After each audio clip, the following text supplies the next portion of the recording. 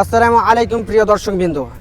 এখন রমজান মাস, আর এই রমজান মাসে আমরা রোজা অবস্থাতেই চলে এসেছি 2:16 টাইম। তো এমার্জেন্সি ব্লাডের প্রয়োজন পড়েছে। তো আমাদের গ্রামেরই চাচা, এই যে চাচা এখানে আছে। তো চাচা, কি সমস্যা হয়েছে একটু যদি বলতেন। হ্যাঁ, ওই রক্ত কম 4.9 হয়েছে।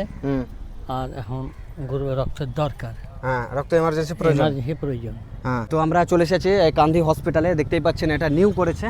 তো এই হসপিটালে ভর্তি আছে এবং ব্লাড ব্যাংক পাশে আছে। তো পেপারগুলো আমরা সমস্ত কিছু এদিকে ঠিক করে ওখানে যাবো ইনশাল্লাহ। আমাদের টিম এসেছে।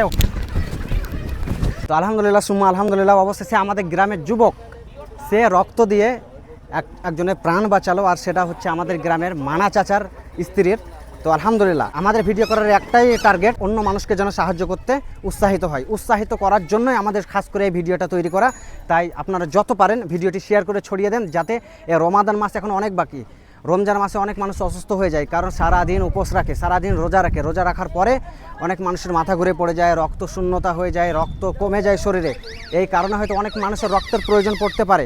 আপনি রোজা অবস্থায় থাকলেও অপর মানুষজনকে সাহায্য করতে পারবেন রক্ত দিয়ে। রোজা বলে ভয় নয়, ভয়কে জয় করে সামনে এগোতে হবে। আপনি রক্ত দিয়েও একটা মানুষকে জীবন বাঁচাতে পারবেন।